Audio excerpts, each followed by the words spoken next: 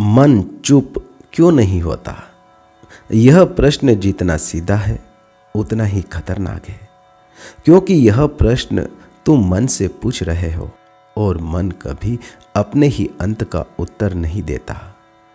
मन शोर नहीं है, मन शोर पैदा करता है और तुम उसी से पूछ रहे हो कि तू चुप क्यों नहीं होता।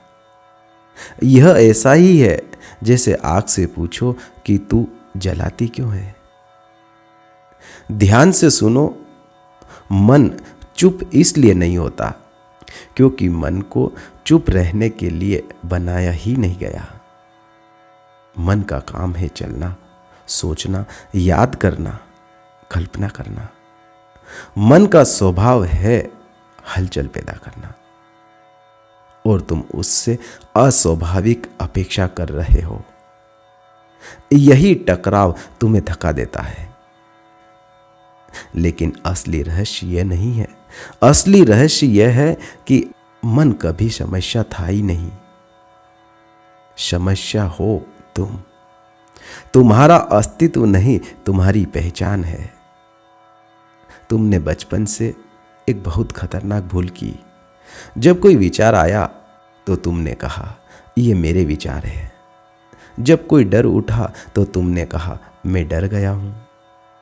और जब कोई क्रोध आया तो तुमने कहा मैं गुस्से में हूं। और यहीं पर तुम फिसल गए। यहीं से मन और तुम एक हो गए। अब जरा कल्पना करो कि रात का सन्नाटा है, आकाश में बादल है, बादल चल रहे हैं। तो क्या आकाश परेशान होता है? क्या आकाश कहता है कि ये बादल क्यों चल रहे हैं, ये बादल क्यों नहीं रुकते? नहीं, क्योंकि आकाश बादल नहीं है। तुम आकाश हो, मन बादल है। लेकिन तुमने अपने आप को बादल मान लिया, इसीलिए शोर है। मन चुप क्यों नहीं होता? क्योंकि तुम उसे चुप कराने वाले बन बैठे हो और जो चुप कराना चाहता है वह खुद अशांत है। ध्यान में बैठते ही तुम क्या करते हो? तुम कहते हो अब मन को शांत करना है, और यही वाक्य मन को और तेज कर देता है, क्योंकि मन सुनता है अब कुछ बड़ा होने वाला है और मन का काम है तैयार रहना। मैं तुम्हें एक बहुत गुप्त बात बताता हूं। मन तब सबसे ज्यादा चलता है जब तुम्हें खालीपन से डर लगता है। जब कोई विचार नहीं होता तो भीतर एक अजीब सा सन्नाटा आ जाता है और उसी क्षण मन डर पैदा करता है। क्यों? क्योंकि मन जानता है अगर सन्नाटा घेरा गया तो मन जरूरी नहीं रहेगा। मन का अस्तित्व शोर पर टिका है। इसीलिए जब भी थोड़ा सा मौन आता है, मन तुरंत कोई न कोई पुरानी स्मृति, कोई डर, कोई भविष्य फेंक देता है। यह मन की चाल नहीं है, यह मन की एक सुरक्षा है। लोग कहते हैं मैं ध्यान पर बैठता हूं पर विचार रुकते नहीं, और मैं कहता हूं अच्छा है, क्योंकि अगर विचार रुक गए और तुम अभी तैयार नहीं हुए तो तुम डर जाओगे। पागलपन यहीं से शुरू होता है। तुम्हें यह नहीं सिखाया गया कि मौन कैसा लगता है। तुम्हें शोर की आदत है, टीवी देखना, मोबाइल देखना, लोगों से बातें करना, दिन रात सोचते रहना।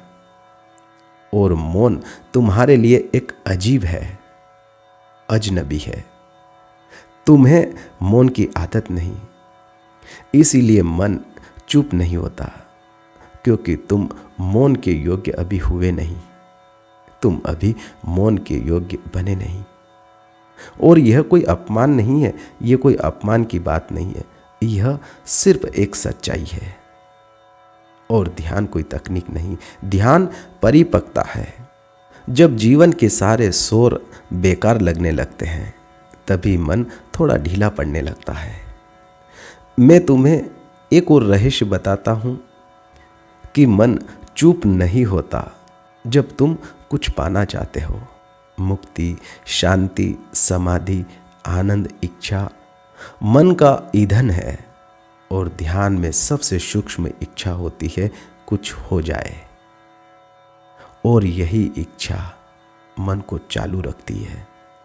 जब बुद्ध बैठे तो वे कुछ पाने नहीं बैठे थे, वे हार चुके थे, और जो हार जाता है वही जीत जाता है। मन चुप क्यों नहीं होता? क्योंकि तुम अभी जीतना चाहते हो, अभी तुम्हारी इच्छा बाकी है, अभी तुम्हारे मन में कोई न कोई इच्छा है, अभी तुम्हारे भीतर जीतना बाकी है, कुछ पाने की उम्मीद है। अब एक और छोटा सा प्रयोग करो। आज रात ध्यान में बैठकर ये मत कहो मन शांत हो, बस ये कहो जो होगा देखा जाएगा। बस साक्षी बनो, और अचानक एक अजीब बात होगी कि भीतर विचार आएंगे, लेकिन वे तुम्हें छुएंगे नहीं। जैसे कोई तुम्हारे पास से गुजर रहा हो लेकिन तुम्हें देखे बिना, और मन तब भी चलेगा लेकिन तुम मन नहीं रहोगे। और यही असल चुप्पी है। मन का रुकना ध्यान नहीं है, मन से अलग हो जाना ध्यान है। एक दिन तुम अचानक पाओगे मन बोल रहा है, लेकिन भीतर कोई नहीं है जो उसे पकड़े। उस दिन मन अपने आप थक जाएगा, और जब मन थक जाता है तो मौन उतरता है। मौन आता नहीं, मौन उतरता है। जैसे रात। मन चुप क्यों नहीं होता? क्योंकि तुम अभी भी मन को मानते हो कि वही तुम हो। जिस दिन भ्रम टूटेगा उसी दिन मन की आवाज दूर की एक गूंज बन जाएगी, और तब तुम हंसोगे। इतने साल जिससे लड़ते रहे वह कभी दुश्मन था ही नहीं। मन चुप नहीं होता, तुम चुप होते हो, और वही सबसे बड़ा रहस्य है। मित्रों, इस सेशन को आपने बहुत ही ध्यानपूर्वक सुना, उसके लिए आपका बहुत बहुत धन्यवाद। फिर मिलेंगे ऐसे ही एक गहरे और रहस्यपूर्ण ध्यान सेशन के साथ। तब तक के लिए आप अपना बहुत ही ख्याल रखिएगा, और हर रोज ध्यान कीजिएगा और अपने जीवन को सफल बनाइएगा। पुनः आपका बहुत बहुत धन्यवाद।